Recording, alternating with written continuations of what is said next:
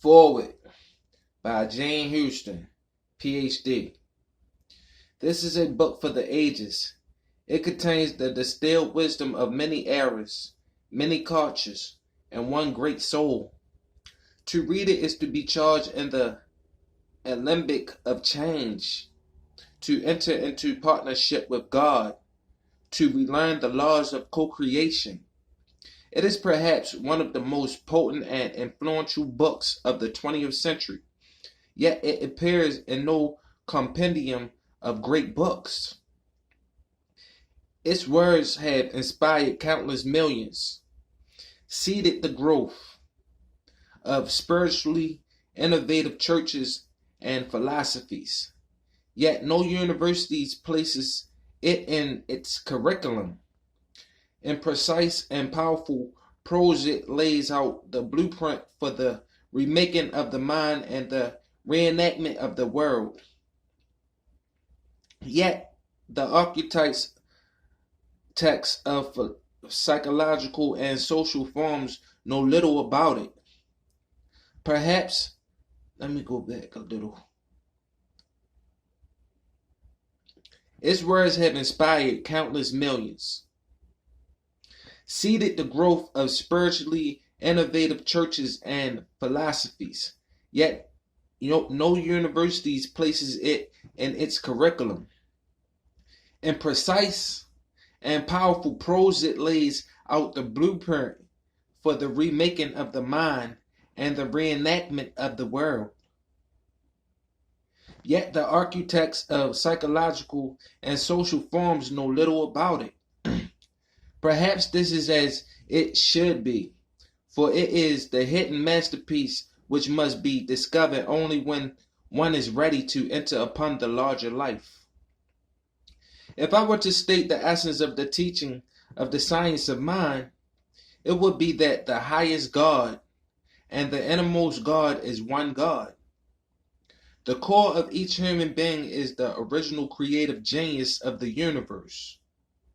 We are therefore the lensing of God's stuff on earth, the vocalization of eternity and time.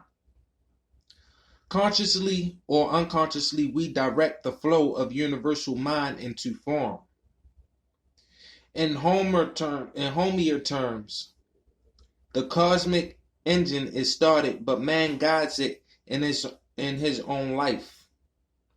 This grants us tremendous power, and with it, the innate responsibility to make or break our world through the extraordinary working power of our minds. Thus, the practical emphasis in the science of mind, of schooling in the power of trained thought. So much of our ordinary thinking lapses into habitual patterns, with little variation from one day to the next. Our lives mirror this and fall into serial monotony, interrupted by episodes of trouble, panic, and loss. We live, then, as limited, crippled versions of who and what we are, suffering the continuance of emotional plagues and toxic thoughts. And the world reflects this tragically. In contrast, the science of mind takes seriously the dictum of being recreated through the renewing of our minds. And not just our minds, but our bodies and souls as well. The power of second Genesis lie within us. But this means that we must agree to attune and orchestrate our thoughts and emotions toward higher purposes and creative ends. In this we have help, for spirit assures that the law of becoming is always calling, as is the incendiary vision of what we may be. We are limited only by concept and the refusal that comes from ignorance or laziness to remount the slope of thought. The science of mind gives us the passion for a new possibility, along with precise and clear directions for building a new matrix of mind and manifestation.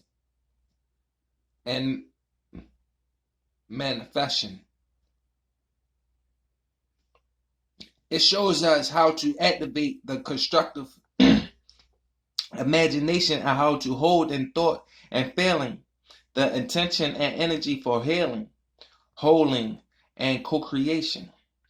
It shows us how to stop boring God by waking up to the fact that we are here in God's school to learn the principles of world making and the evolving of self and society.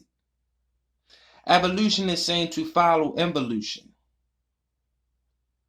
wherein we discover that our minds are stargates, our bodies sailed of mysteries that give us keys to the emerging phase of our existence. Ernest Holmes was one of the first to direct us to what is to be found in the vast ecology of inner peace.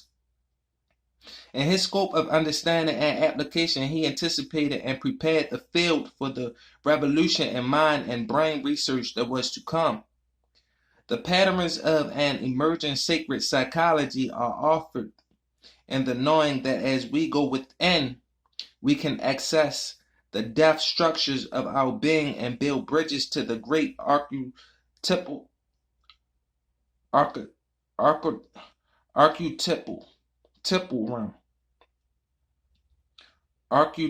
realm, wherein lie the dynamic design that form and reform our reality. The science of mind shows us how to be active and creative citizens in a universe and universe richer than all previous imaginings. Written in what some may believe to have been a simpler time, this work speaks to a future, more complex time as well.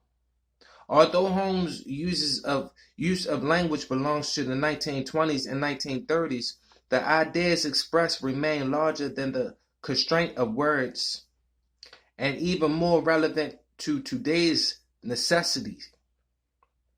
Holmes seemed to anticipate the world of the new millennium with its compounding of factors unique to human experience. How can we deal with a world in the throes of whole system transition in which everything that we have known is changing at so rapid a pace that we are caught between the dangers that threaten us and the opportunities that beckon us? Educated for the demands of a different time and culture, we are called to be re-educated to use much more of ourselves in meeting the many new challenges that confront us. We have no choice then but to democratize greatness and utilize the whole continuum of human and divine potential.